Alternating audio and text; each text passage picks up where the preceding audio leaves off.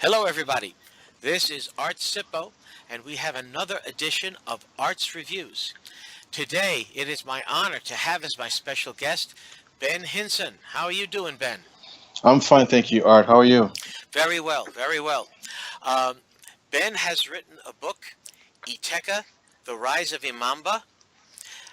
This is a fascinating adventure story about mercenaries in Africa and the history of their interactions on the African continent and elsewhere from the time of the late 50s right up until the 90s.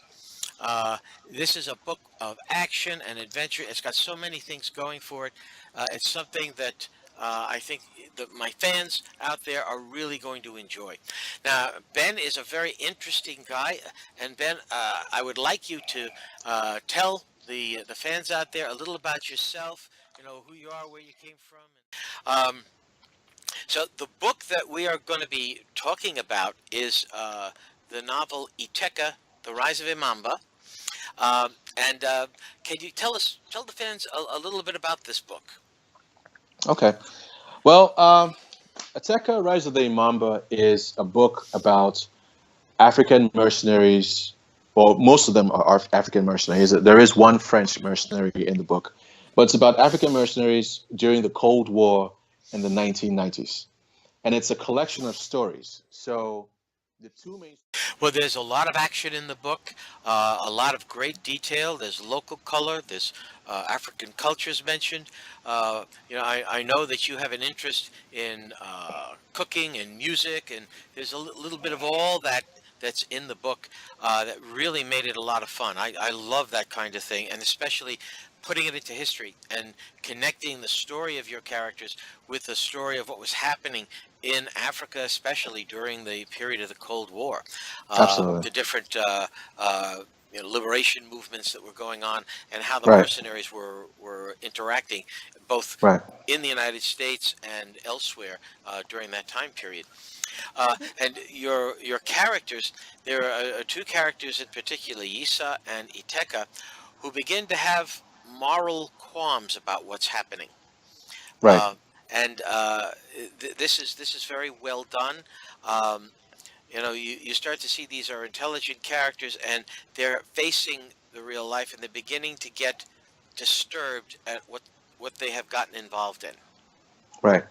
Yeah. It's when I was writing this book, my main thing. First of all, this book has been through, and I guess we'll get to the creative process later. But this is a small point. But this book, I've rewritten this book over 60 times, um, and that was all in an effort to get everything just right. Because when the first draft I wrote of this book was very flat. It didn't have all the connected stories, all the connections, and the characters didn't have much depth to them. And that came only after years of editing and things like that. And that was very important for me to show that conflict within the characters. They're not just bad guys shooting people up, but there's a conscience to some of the characters, not all of them, but to some of them. There's definitely a conscience. Yeah, and that was a wonderful part of the story is that there are moral qualms that are going through people's minds, and Right. different characters are reacting in different ways to those situations. Some are looking at it and becoming conscious of them. Others are going into denial about it, and in fact ignoring it at some point. Um, so there's an awful lot of I agree with there's a lot of depth to the characters on this, but there is enough action and adventure that I think our pulp fiends would love this story. Right. Uh, Let me ask you a question. There is a scene. Speaking since we're on the subject of morality. mhm. The scene with the priest? You remember that scene? There was a scene with the priest when they went Mhm. to the in Nigeria to kill this priest, and it was Yisa and his partner Oga. Mhm. Do you remember that scene when they Yes, were in the forest? What did you think of that? that was a very moving scene.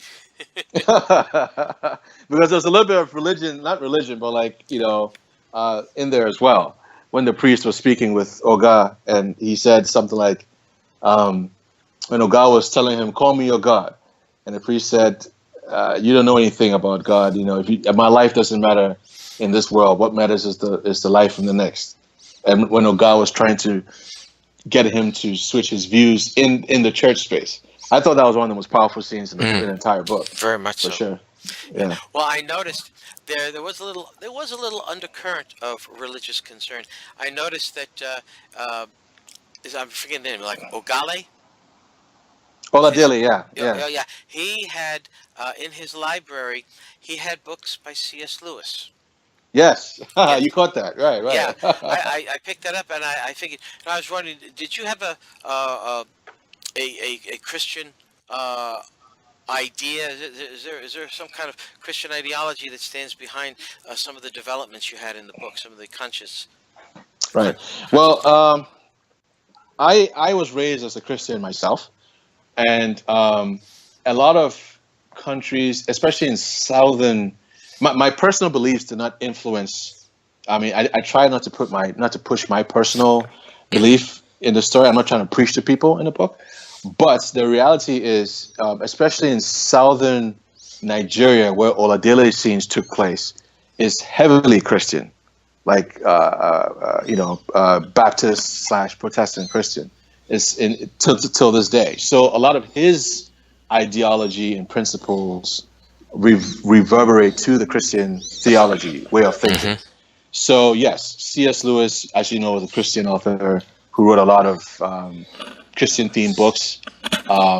So yeah, that was definitely a driving factor there for sure. But he also had other books too. He had books about economics Hmm. and we'll get to that later. Mercantile exchanges and all that good stuff. So yeah, for sure. Hmm. Uh, that's a very important part of a lot of real stories in the real world that people sometimes glance over, Right, and they forget the spiritual aspects of things. You are right, conscious of that in the book. You're conscious of the spiritual aspects, and again, you don't push any particular ideology, but you right, do say there is there's right and there's wrong, right, and some of your better characters are very firm in that. right. Uh, Adiwa, Arewa? Aria, yeah, Right, it's the girlfriend to Eteka. She right, she gives very strong uh, moral ideology to him, right. which ends up moving him somewhat. Um, But isn't it funny that Arewa, even though she was saying, Eteka, trying to, I don't want to give away any spoilers in the book, but she was, as you say, um, pushing some positivity on Eteka. She herself, um, to some degree, was till she met him at least, was entertaining a lot of quote unquote bad guys, and so on hmm and so forth. So it's just all Yeah, this conflicted characters for sure. yeah. Well, she was the daughter of a Christian preacher. Yes, Yeah. yes, So you have some of that the preacher's daughter right, right, syndrome, right, right, and you know what ends up happening is as people get a little older, especially when they get into their teens, they mm, somehow stray a little bit from the way their parents were, especially when their parents are not around, and hers were not at that point. mm, But mm, mm. the twig is bent very early, and some of that stuff That's it's in there. that's an excellent way of looking at it. The preacher daughter approach. That's a very excellent way of looking at things. I like that. Hmm. Yeah. Um, so as my fans are gonna understand, this is a complex book. There's more stuff going on. You talk about economic things, and I found the discussions between Eteka and his uncle very interesting. In Mm, the ideas of what has to be done. Uh, right. Many of the characters are interested in education. Right. Right. My whole family practically were educators. Right. My father, my mother, my aunts, they were all teachers or educators of one type or another, and so I Right. understand that value. So I really resonated with a lot of that. Oh, thank you, sir. Yeah, it's I uh, I've always tried to look at things from a big picture perspective, and I try to infuse a lot of that into the writing I do, which is why a lot of stuff is research based. And when Hmm. it comes to Africa during that period, the 50s, the Cold War period, was a lot of that was when a lot of nations in Africa were setting their roots and their foundation for what would happen for the next 50, 60, 70 years down the line. Mm-hmm. And I always ask myself, if things had happened differently, would we be looking at a different state of affairs back home? Back home Mm-hmm. being where I'm from. And that's why Oladele kind of, in a sense, maybe plays that role for me. He's like the hopeful, what could have been, kind of Right. guy. But he's going against all these powerful dark forces. So, what can you do? So yeah. Mm-hmm. Oh yeah. Well, part of the problem is, as you show in the book, there was an awful lot of colonialism, Right. and the colonialism had its own agendas for the colonizing countries. And Hmm. part of the problem in Africa, as it was in India and in other parts of the world, was that the local people were trying to throw off the control. That's part of the reason why the groups like the Imamba were coming into existence, because they were trying to throw off the yoke of the foreigners and to develop their own culture and their own system of economic growth and economic independence and of government. Right. Well, the Imamba, that's true. The formation of the Imamba, um, there were different agendas, should I say, right? So you had Mm-hmm. Yisa kind of came from your point of view, as far as let's build and do this and that, Mm-hmm. let's free ourselves from the yoke and build, the whole nationalist approach. But then you had more corrupt elements in there, right? Like you had the Omega had his own point of view, his own Right. idea of what he wanted the Imamba to be, right? Mm-hmm. And that's where that's where a big part of the dilemma in the book is, right? It's this good versus evil tug. A lot of people who are idealistic tend not to look at reality, right? Of the Mm-hmm. reality of things, and I think that's one of the core um, pillars of what this book is about, right? The Oh idealistic yeah. person versus the reality based perspective. So yeah, Well, for sure. and I understand this. Uh, the way back, my people come from Sicily, and Mm, in Sicily they were always being ruled by somebody else. right. For a Hmm. long time, the Moors were there, and then the Hmm. Bourbons were there. They were part of the kingdom of the two Sicilies in Naples and Sicily, and the mafia Right. began as a political reform movement to free Right. Sicily from external influences. Right. And the way they went about it is that's how they developed their omerta, their secret system. And they went from being essentially a secret society trying to free Sicily to a self-perpetuating criminal organization. Right. Took some Right. time over a few centuries, but they did it. Same Right. thing with the IRA. The Yep. IRA started out as trying to free Ireland from British rule, and it Right. started to turn into something else where they were supporting themselves with illegal activities, and that became part and parcel of what they were doing. It's still Right. a problem over there, Yep. and it's the colonial impulse has done an awful lot of social damage, not only in the places that were colonized, but also this has spread out to other places Right. where Right. you've got terrorism. In the United States, terrorism. I mean, heck, I was in England as an exchange officer, and we were always having problems. When I was there, they had bomb scares. Mm, They had the attack in Gibraltar, where basically the mm, British forces they shot and killed this IRA team that was going to explode a bomb during a holiday parade wow. in the middle of Wow. Gibraltar. Wow. And this raised a question, because basically the British forces uh, found these people and just killed them all Mm, without warning, and they mm, prevented the bombing. But you had to wonder, was that the right way to approach it? right. Should they have tried to capture these people in some way? And they didn't. They just took them out. Um, Right. very, very Right. fascinating. But this is one of the dangers of, as you say, people with high ideals, wanting Right. one thing, and then what they create ends up morphing into something completely different. Different. Yep. That's exactly, and that I'll say is half of what this book is about. Right. That's pretty much what half of this book is. So you create something with one intention, but you cannot really control the motivations of the people who you're in cahoots with. And that goes for anything in life, really. If you can even see it in the corporate workplace, you can see it, in the nonprofit sector. The company or whatever it might have their own ideals, their own mission statement, but it's the people running the ship that determine where the navigation of the organization. So Right. yeah, interesting. Very good. Well, now this is very interesting because I don't think that you had any direct experience with No. mercenaries, but you do a very credible job of describing it. You know about the hardware. I know that you have an interest in martial arts, so you got some of that in there too.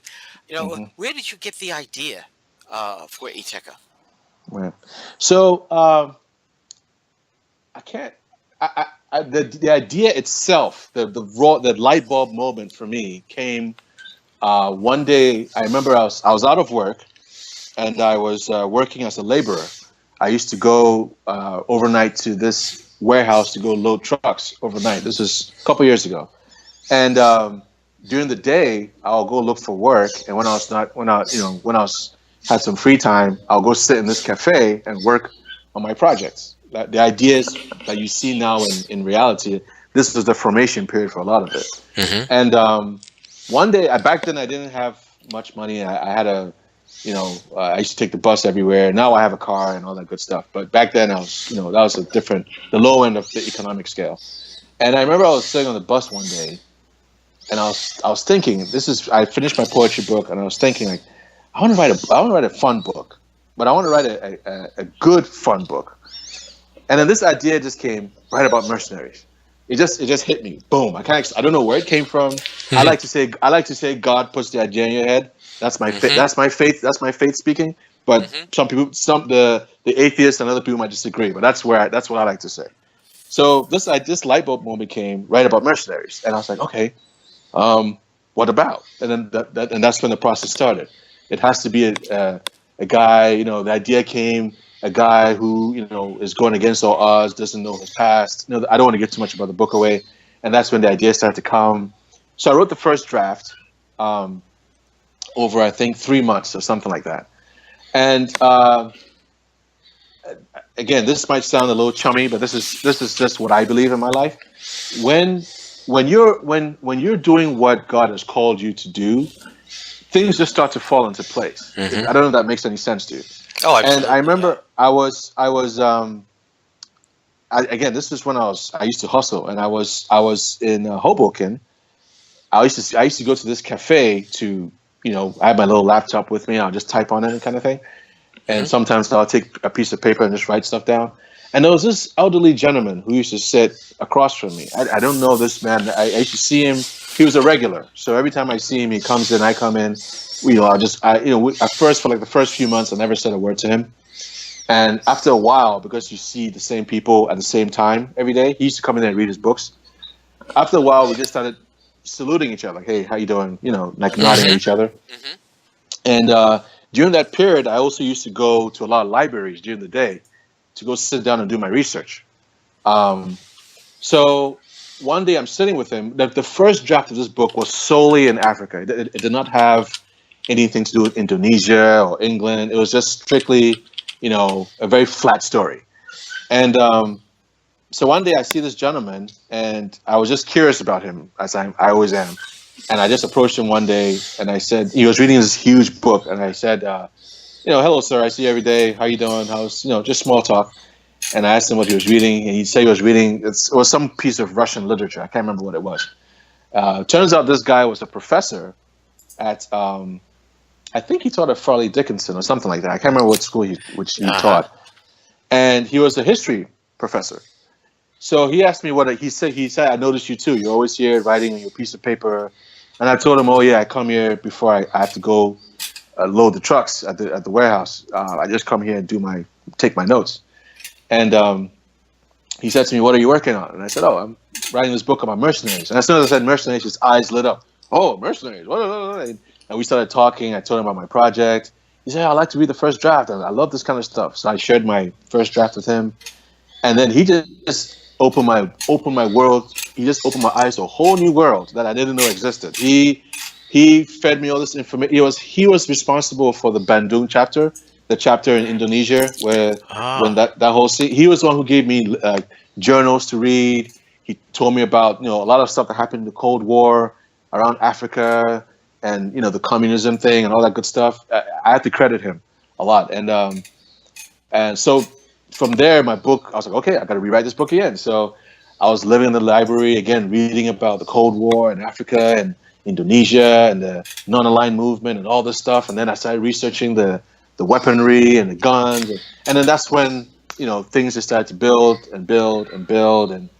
And to cut the long story short, I met a bunch of other interesting characters in the journey that added color in terms of strategy for this book. And yeah, it took what I thought would be a year process took almost 10 years, or should I say 7 years, 8 years to finish. So yeah. wow.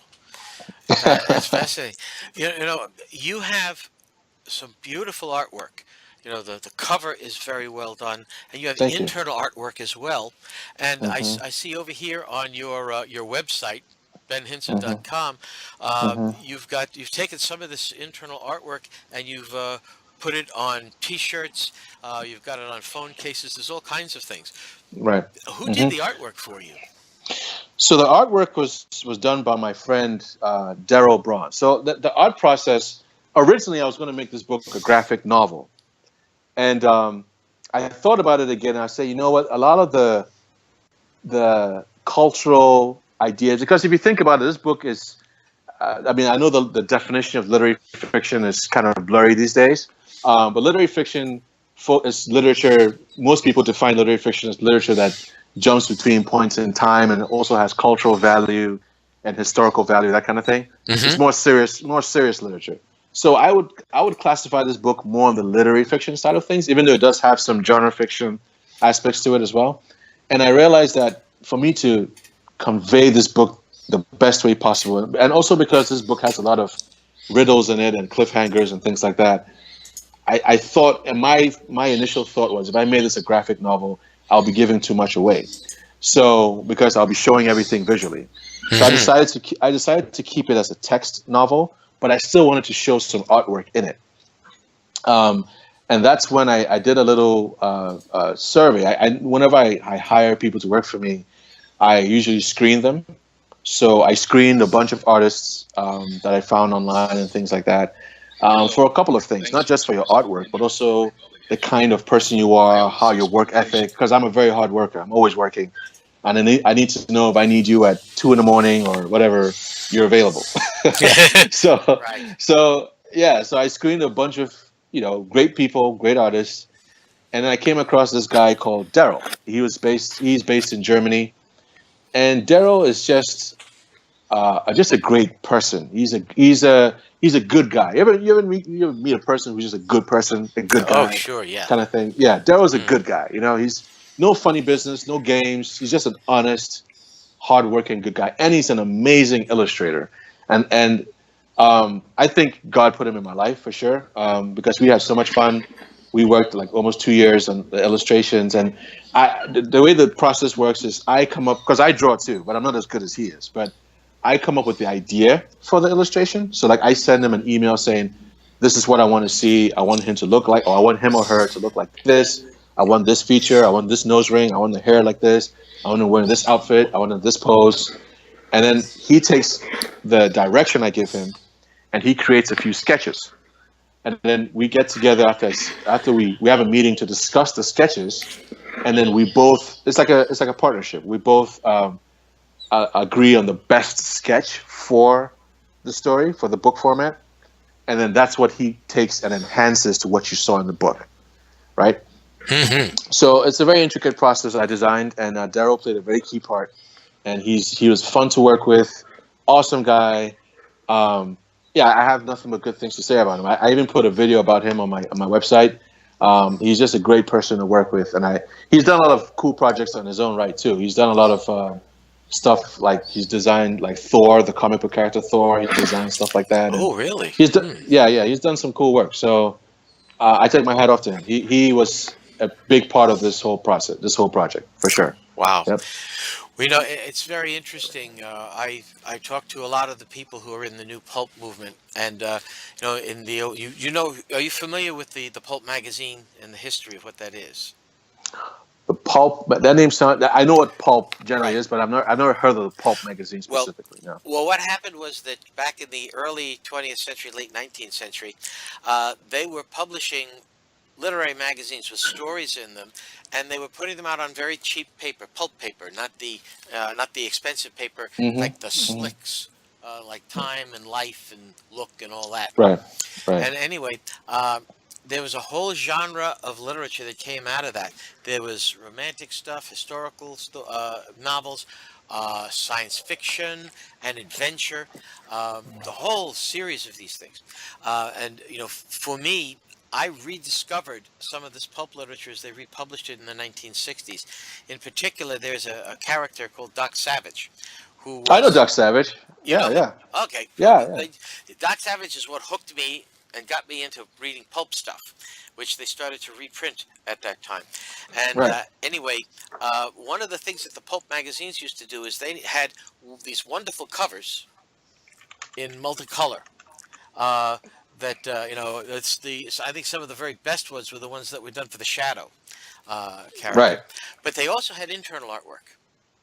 Yes. And in some of the new pulp publishing companies are are either republishing some of the old stories with the old artwork, or they are taking pulp stories, new characters, new situations, and then doing some internal artwork with it. And so Yes. Absolutely. that has been a mainstay of the pulp style of Pulp. publishing. I So agree 100%. yeah, so you're right in there with the standards of the old pulp magazines. And that you hit the nail right on the head, because I found it interesting because I presented this concept to some of the more, I guess, I guess I'm an old man in a young man's body, because I presented this concept to more of the what they call them, quote unquote, millennial book review generation, Hmm. and they just, a lot of them just didn't get it. And I was like, a lot of books used to be published like this Hmm. in before. Even recently, I bought a book. They republished this book by Paulo Coelho called The Alchemist, which is a very popular Oh yeah, self-discovery book. oh yeah. But it's designed just like the way I designed my book. It's mostly text with a few random images sparse through it. And when I presented this book to these guys, they were like, why are you doing like this?" I was like, "This is the way books used to be done. What Yeah. do you it's not, I'm not doing anything new. I'm actually doing something that's pretty old." So yeah, it's interesting you say that. Yeah, for sure. The other thing I wanted to mention is there are so many graphics artists that all these guys in New Pulp have discovered over the internet and gotten them to do work for them. Mm, And some of these guys are very talented, right, extremely good artists who are in other countries. And we never would have been able to connect with them without the internet. right. The whole This is very true. the whole self-publishing thing that you did. Wow, you never could have done this without the internet. The Nope. internet and the computers made it all possible. Right. I read this article that said, I forget the title of it, but I think the theme was artists. The age of the old artists is dying, and now we live in the age of the artist entrepreneur kind of Hmm. thing. And that's what this process has really been for me. It's I literally built my own team to get this project done. If you really think about it, Hmm. as far as assembling people from different parts of the world, I worked with an editor in I worked with an editor in Canada. I worked with another editor in two editors here in New York City. Um, I worked with Daryl, who is in Germany, and a few other folks, and another guy who is in Arizona. And it's all been facilitated by the internet by large degree, because without the internet, like you said, I don't know how I would have even known about these people. You know what I mean? So I agree with you 110%. The internet is the new democratic highway of connections, for sure. Hmm. And another thing, you ought to get in touch. Now, you're a man of many interests. You've been in many places in the world. You spent time in the UK for a while. You have lived down in Africa in different places. Ghana, if I remember correctly, wasn't it used to be known as the Ivory Coast? No, Ghana was the Gold Coast. The Gold The Coast, Ivory that's it. the Ivory Coast is Cote d'Ivoire. That's our neighbor. Okay. Well, Yeah, you guys are both on the coast. yeah, Very good. that is true. Yeah. Yeah. Because my daughter is a nurse. She's a nurse out at USC right now. She works in the cardiac ward. Oh And wow, when she was in nursing school, she spent a summer in Ghana. wow. In Okay, yeah, how did she like it? oh, she enjoyed it. She had a great time. Luckily, my daughter had a little sense of adventure. She's my adventurous one. She got that Mm. part from me, and it was kind of funny. There were three nurses from her school who went out to Ghana, and they were in a rural area. It wasn't completely rural, but you've been to Ghana, so you know what it's like. Right, right, right, right, right. And my daughter got into it. She started, she was living with a family. She started eating the food that the family themselves were eating. She got Mm. into eating the local culture and all that. The other girls had not anticipated this. They had expected that when they got where they were, they'd be able to go down to McDonald's or to Pizza Hut to get food. And where they were, they didn't have these things. Right, And right. so they were living off of beef jerky and stuff they had in their suitcase, which Oh was not Lord. going very far. And my daughter had to get them and say, "Hey, come over here. Let's eat some of the local food, because otherwise you're going to starve." Did they like the food after they tried it at least? Yeah. Oh yeah. Yeah. Well, the food was great. Hmm. My daughter loved it. But she's the adventurous type. One summer she went to Right. Ghana. Another summer she went to Mexico. Another Oh summer she wow. went to Ecuador, and she actually went Wow. to the Galapagos Islands. And she saw Darwin's Wow. finches and the tortoises and all that. I mean, Wow. she had a really interesting time. She was a long distance runner, and she had gone down to Australia to represent Illinois State when she was in high school for an Wow. international competition. Yeah, she's a little pistol. Wow. She's got a boyfriend now. Her Hmm. boyfriend works for SpaceX for Elon Oh. Musk. Oh wow. Wow. What a coincidence. I was just doing some research on him today. Is that That's right? wow. Yeah, Yeah. Yeah. Yeah. For he's sure. he's a fascinating guy. But Yeah. her boyfriend is in charge of the project where the rocket goes up and then it comes down and lands. Hmm. That's his baby. Wow. So and he's a wonderful guy. He is really he's a I. very nice young man. We really liked him. He's very intelligent. Went to MIT, very respectful. But in fact, he was so nice. I said to my daughter, I don't know if you're good enough for him. Where she looked at me and said, "What? Who? What? Where?" You know how girls are. But Right. Right. Right. but she's a sweetheart. She's very smart. She's very independent, and it's they just have a ball. We went out and visited them over Thanksgiving, and Awesome. so it was a great trip.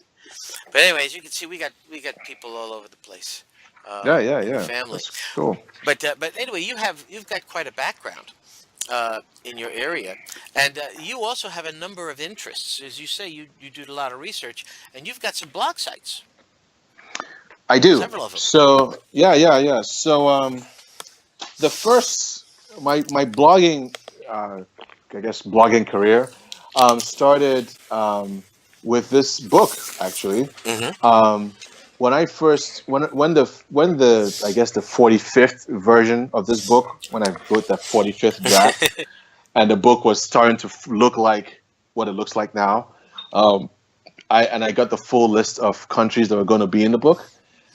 Because I have a marketing background, and I guess I'm naturally a hustler. I'm always trying to sell something to someone. Hmm. so I'm always in sell mode. So I was like, you know what? How can I sell this book? And then my business mind came in. I was like, you know what? Why don't I talk about the different locations in the book and write a blog about it? So cool. So I wrote a blog about, it started off really small. I wrote a blog about, and there's a lot of reading and history, and I do every single one of my blogs on my own. I don't have a team of writers or anything like that. Hmm. So I started doing research on each location. I started with Indonesia, then wrote about Nigeria and all the places in Nigeria and then Ghana and so on. And then when I did that, I was like, you know what? I can sell some more. Why don't I talk about the food in these places? And then I started a cooking blog, and that I started talking about the food, how I started sharing recipes from these different locations and so on. And then I was like, you know what? I can make a full series out of this. Why don't I do around the world? I'm going to talk about history. I'm going to talk about food. I'm going to talk about music. I'm going to talk about architecture. I'm going to talk about martial arts and so on. And then I just, decided one day I was like, you know what? I can make websites out of these things. I don't have to keep them as simple blogs that belong to somebody else. I can make my own websites.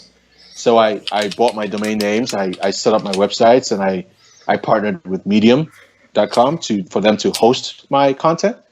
And and then now I find myself owning 6 websites that feature all this cool stuff. And it's actually fun because I go to restaurants and I say, hey, I own this website called Recipes Around the World that has close to 2,000 followers, and I want to talk about your restaurant. Hey, Ben, cool, and they give me the best service.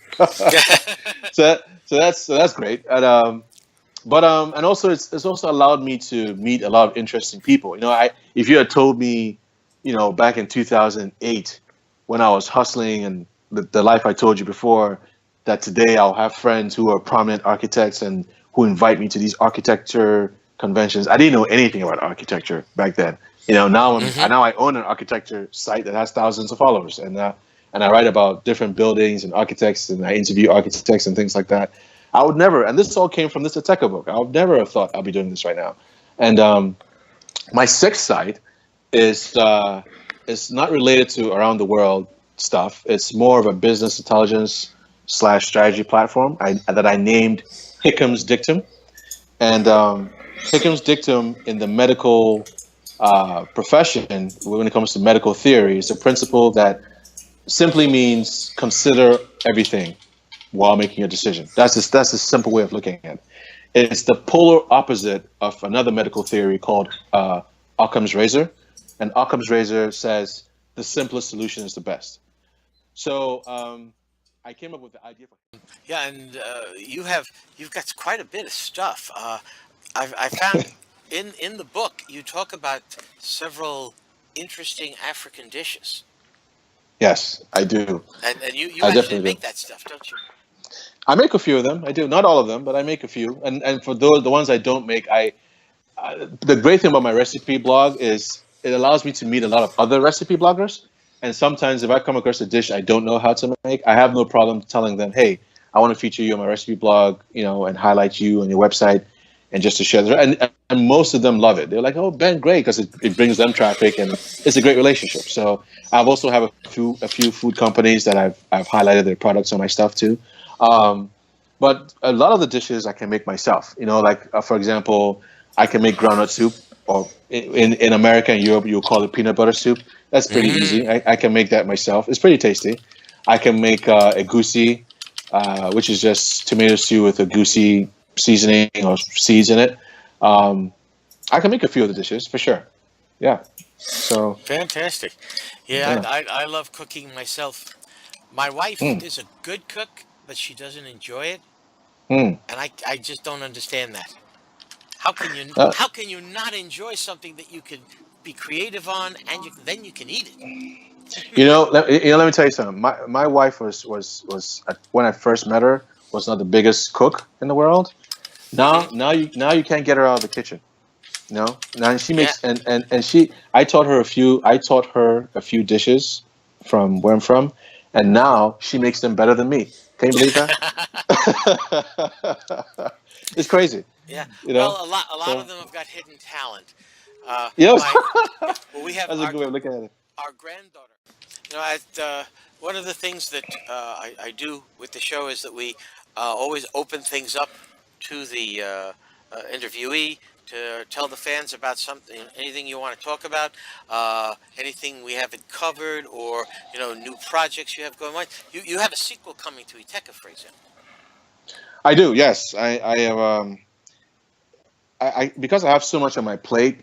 Like you mentioned, I have now I have the online store, and we're making cell phone cases for iPhone and all that kind of stuff, and clothing. I have a coffee mug line.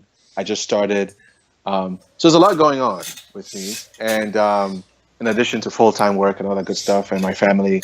So my attention span uh, has been kind of I've kind of had writer's block with the sequel, but I'm getting back in it. I feel that energy coming back. So hopefully by next month I'll be back into the swing of things, resume my work on the sequel. I've already drafted the outline for the sequel. The sequel is going to be awesome. It's I don't want to give too much away, but if Eteka Rise of the Imamba, which you just read, takes place over the Cold War and is more historical based, the sequel is now going to go into heavy into the 90s and take a lot more of an approach into America and also focus on a few big themes. I'll give one away. One will be the drug trade. So that's all I'm going to Mm. say. That's all I'm going to say. I'll leave it at that. But it's gonna be awesome. I'm gonna make it do my best effort to make it even better than what I've done with Eteka Rise of the Mamba. So if you like Eteka Rise of the Mamba, you're definitely gonna like the sequel. There's no question about it. Super. Yeah. Oh wow, because it's a very good story. It moves along. There's an awful lot there. The local color is great. The background is great. You really researched it well. I was wondering whether you were really a mercenary or not for a while. No, sir. I'm a guy who lifts weights at home. I love martial arts. I play a whole lot of video games as for therapy, and I just like doing cool stuff. I like to create things. I like to build. I like to be productive, and I like to strategize. I'm not a small-minded person. I'm always on my. I'm always. My wife says, you're a hustler. You have all this stuff around the house. And you're always trying to sell to somebody. That's just who I am. I like to. I'm always hustling with something. Come get my product, man. Come get my stuff. So that's me. That's Ben. And I like to make cool stuff. I would like to eventually make a video game out of this stuff and an animated Ooh. series. But Hmm. that's down the line. I got to take baby steps before I get there, but I'm determined to achieve that goal. There's no doubt about it. So that's one thing. And also, I got to ask you a question. In Yeah. this book, When are you thinking that you're going to have the sequel to the Eteka book? When's that going to be out? I'm hoping it takes a lot. It takes a long time to write a book like this because you have to get everything right. This particular book had a lot of history in it, so there's a lot of Hmm. um, this next book is not going to be as research intense, but I'm hoping I can finish at least a couple of drafts by the end of this year, and next year at some point, feel in a good enough place to have a good, solid final manuscript. It might take me about another maybe 2018, 2019 Hmm. to realistically think I'll have something that's up to par. But I'm hoping to at least finish a full manuscript by the end of this year. That's my goal, for sure. Very good. All right. Um, is there anything else that you'd like to tell the fans about? Something that you'd like to direct them toward? No, just thanks for listening to. Thank you, Art, for having me on your show. Thanks for listening to me. My name's Ben, and for listening about my book. That in that the store that you have with some with mugs and that you have some great T-shirts there. Oh yeah, thank you, sir. Very We're making a few more actually. So yeah, thank you, excellent with great sayings on it and that. So I encourage folks to take a look at all that. Uh, thank you, thank you. Very good. Well, Ben, I think we've kind of come to the end of our show. I want to thank you so much for coming on the show. This is wonderful. Out of curiosity, where did you ever hear about it? I have really enjoyed the book, and it's a pleasure meeting you. It's so funny. We have so many things in common. Yeah, for sure. Yeah, yeah. Small world. Yeah, yeah, for sure. I know, it's wild, and I wish you good luck with the book. I highly recommend it to the fans out there, and they need to keep their eyes open for further things from you. I'm looking forward to the sequel to this book. Thanks, Art. Thank you very much. Now you've given me the motivation to write it. The motivation I needed. Excellent. Well, you need to do it. I mean, it's an Yeah. excellent book. You're a very good writer, and I strongly encourage you to continue the storyline. It's just there's so much there because it's not just action and adventure. There's a moral underlying it. There are serious questions in there. Uh, you talk about economics. You talk about some of these other things. and it's right. It follows in the line of the story. It's all part of it, and it all hangs together nicely, and it's very entertaining.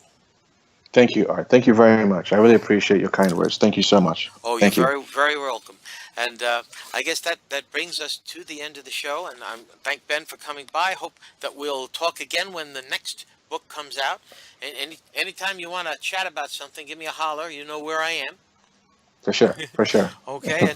And to the fans out there, thank you so much for listening, and have a pleasant evening.